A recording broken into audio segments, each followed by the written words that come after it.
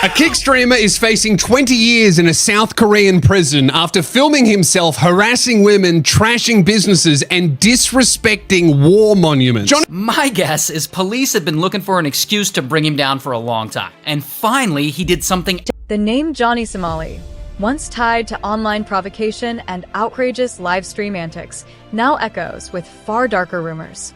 What began as loud stunts and offensive pranks has shifted into something far more chilling, talk of the ultimate punishment.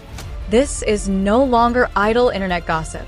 Court petitions, sealed hearings, and an August trial date in Seoul have only intensified speculation. As the countdown continues, both fans and critics are gripped by the same unsettling question. Could this reckless streamer truly be facing the harshest fate a court can deliver? Deportations, bans, fines. Okay, so we just got out of Johnny Somali's third court day here in the beautiful yet rainy Seoul, South Korea. And it's safe to say, last time things went terrible for him, today things went awful. And honestly, kind of embarrassing because a lot of the stuff they did not make sense whatsoever. Clearly, he was way more locked in. He realized how much he screwed up now it seems like, and he's realizing, I might be stuck in prison for a long time. Johnny Somali is beginning to realize that this saga may not end with a slap on the wrist. What once looked like minor nuisance charges, obstruction of business, disorderly behavior, petty harassment, has transformed into something much darker. A victim petition demanded the harshest possible punishment, pointing to his arrogance and refusal to reconcile. Prosecutors piled on new accusations, harassment near children, alleged deepfake activity, even spreading sensitive propaganda.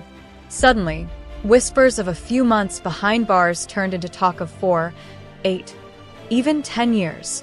And then came the chilling speculation. If prosecutors connect him to deeper crimes, South Korea could seek a sentence no one expected when this scandal first broke. The rumors only grew louder. A supposed secret extradition deal between Washington and Seoul. Some claim U.S. officials are quietly signaling they'd bring Somali back to American soil, not to shield him, but to make an example of him. The irony is staggering. For months, he strutted through Seoul in his red MAGA hat, bragging that no Korean court could touch him because the U.S. would always intervene. But what if that shield was never real? What if the very country he invoked is preparing to turn on him? Instead of protection, he could be walking straight into a carefully set trap. The case has now morphed from internet scandal into a high-stakes international drama, one that could redefine how far an influencer can fall. Ramzi Khalid Ismail has been hit with a new criminal charge. That's right, as of 2 days ago, on the 25th of July of 2025, we have a new criminal charge for Johnny Somali, aka Ramzi Khalid Ismail. The theory has gained traction largely because of timing. South Korean prosecutors have been relentless, but they're also attuned to diplomatic optics, and Johnny Somali is no ordinary troublemaker. He mocked war memorials, blasted propaganda in public, and treated sacred cultural sites like punchlines, antics so brazen that his name has been debated in parliament as shorthand for a new kind of internet menace. For Seoul, punishing him shows strength. For Washington, refusing to shield him signals accountability. Suddenly, whispers of a joint extradition arrangement don't seem far-fetched. The idea that he could be sent back only to face even harsher consequences has electrified speculation. His loyalists struggle to square that with the bravado they saw on camera, his drunken streams before court, his swaggering late arrivals to hearings, his taunts of, "I'm an American, they can't touch me." Yet those clips now feel less like confidence and more like foreshadowing of a man blind to his downfall. Even Bangkok-based attorney Legal Mindset claimed contacts inside the State Department told him flatly, "The cavalry isn't coming." For Somali's followers, that revelation landed like ice water. Maybe the shield was never real. Maybe the red hat was just a prop. Maybe he's standing alone. So today, at least he was very serious. So, currently he's facing 8 counts, or 8 charges, and 4 of which are obstruction of businesses, 2 of which are misdemeanors. He pled guilty to all 6 of those charges. Then you have the 2 big charges, which are the deepfakes charges, and the deepfake charges are for distributing the deepfakes. As if his antics weren't explosive enough, An even darker conspiracy has surfaced from the digital underground, one that ties Johnny Somali to something far more sinister than convenience store meltdowns. Whistleblowers on fringe forums allege the streamer was entangled in a shadowy deepfake network, not just dabbling with offensive filters or crude jokes, but helping to generate explicit AI content of South Korean influencers, clips quietly sold and traded in hidden online groups. Prosecutors haven't confirmed it, but the accusation alone may explain their unrelenting pursuit. After all, why would an entire justice system escalate so aggressively over nuisance crimes? Why would Parliament members invoke his name on the floor? The deepfake theory offers a chilling answer. This is called merging in a charge. It is atypical for this to happen once, but it is completely unprecedented from the people I've talked to, lawyers, others in this process, to see this many merged into the case, which really means they are hitting him and with needles and needles and needles procedurally. The overlap between Johnny Somali's chaotic public stunts and his alleged underground dealings only deepens suspicion. Reports claim he's already facing charges for producing a single AI-generated video of a female streamer, a case that alone could carry up to 10 years in prison. His gleeful defiance, the way he mocks sacred statues or taunts commuters, may have been nothing more than a smokescreen for darker operations unfolding off camera. Prosecutors, some speculate, are playing a longer game, using nuisance charges to keep him locked in place while they chase the bigger crimes. For a man who built his brand on being loud and impossible to ignore, the cruel irony would be if his downfall came from something invisible, digital exploitation buried in code. That extends the whole trial process by easily 2 to 3 months. So if he just pleaded guilty to that, things would be over pretty quickly. He would get his sentence and he would at least know what his fate is. But now they're deciding to extend the process for no real upside. And by him not pleading guilty, that just makes the sentence even harsher on him. The rumors grow heavier when we recall how Johnny Somali openly flaunted AI tools on stream, voice changers, filters, and synthetic messages that blurred the line between prank and cruelty. What fans dismissed as spectacle, critics read as something far more sinister, especially after that infamous Latte World incident where child-related text-to-speech messages blared across his broadcast. Was it just another stunt, or evidence of a content pipeline designed to humiliate, exploit, and profit? That question now drives prosecutors and online investigators alike, as whispers from the dark web suggest his antics may mask a network operating in shadows. If even fragments of those allegations hold weight, this case leaps from nuisance to nightmare, transforming talk of the ultimate penalty from wild rumor into a chillingly plausible outcome. For months, Johnny Somali mocked nations, shrugged off arrests, and built his brand on being untouchable. But with speculation of secret government deals and underground crimes too dark to dismiss. So this turd, his name is Johnny Somali. Well, that's not his actual name. His real name is Ramsey. Johnny Somali didn't stumble into controversy. He engineered it, weaponizing cultural differences to maximize outrage.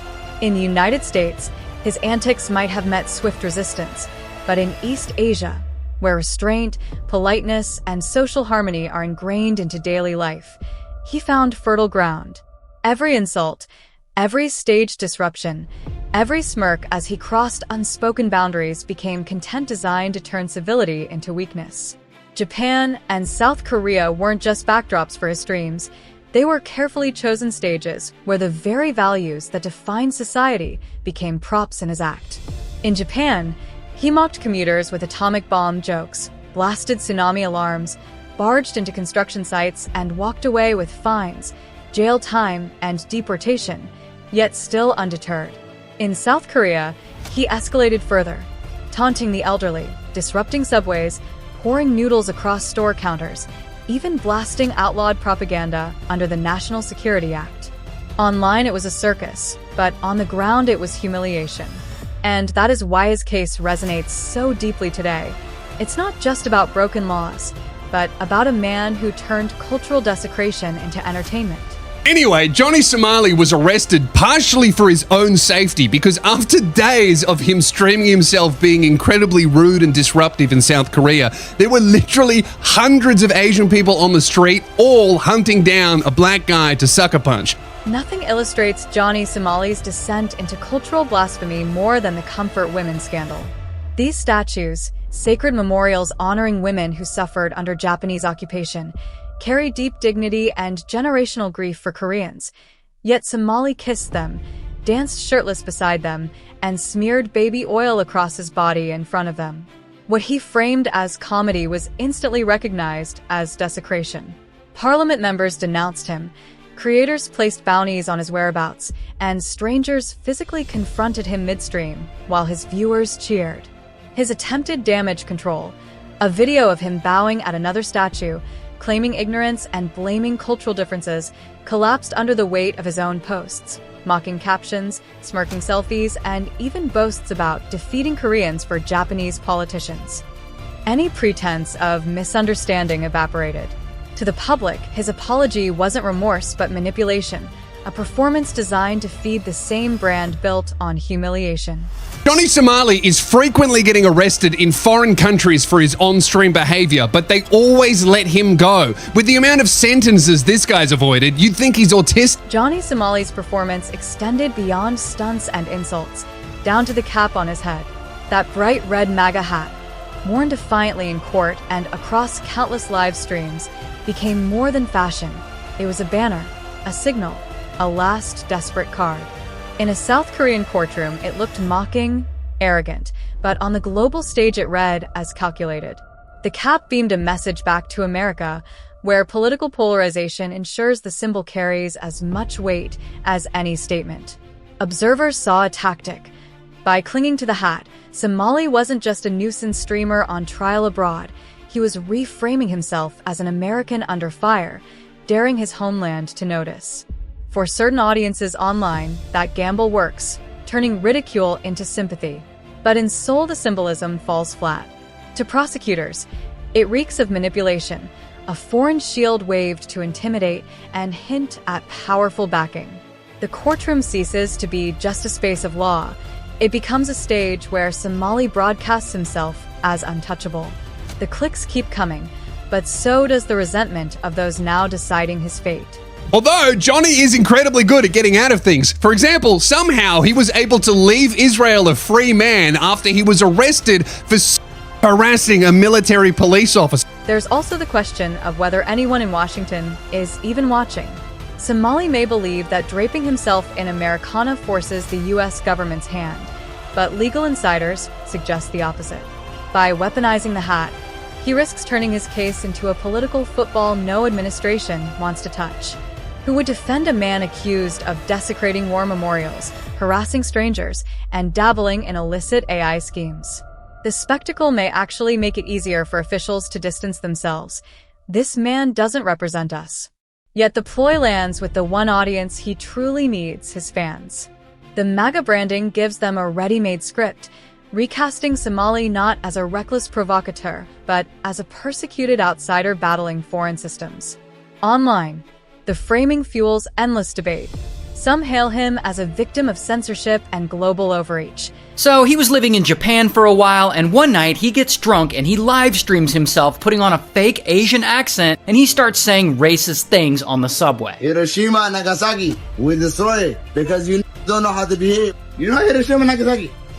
We're gonna do it. And that may be the true purpose of the Trump hat gambit. Not to save him, but to guarantee he never fades into irrelevance. For a man who survives on being watched, even scorn is oxygen. By wrapping himself in one of America's most divisive symbols, he ensures his case will be discussed not just in Seoul, but in Washington, New York, and across every platform hungry for political theater. The only question is whether the hat serves as his shield or the rope tightening around him. Prosecutors appear to have made their choice. Somali now faces multiple charges tied to obstruction, nuisance, and alleged AI exploitation, but the weight of cultural fury looms just as heavily. When a man becomes a lightning rod for national outrage, courts do more than sentence. They make an example. Legal analysts say it openly. Seoul must stand firm, or risk emboldening a wave of nuisance streamers eager to turn sacred landmarks into cheap props. If Somali walks away unscathed, others will follow. That is why some argue his harshest punishments are less about the letter of the charges than about the fury he ignited at the Comfort Women statues, the final straw that ensured the system would throw the book at him without hesitation. In fact, we can see this thing go as quickly as going into, let's say, October, November, maybe it could end, or it could go into 2026. It's very, very possible that can happen at this point. It really all depends on how this plays out and also on how Johnny pleads.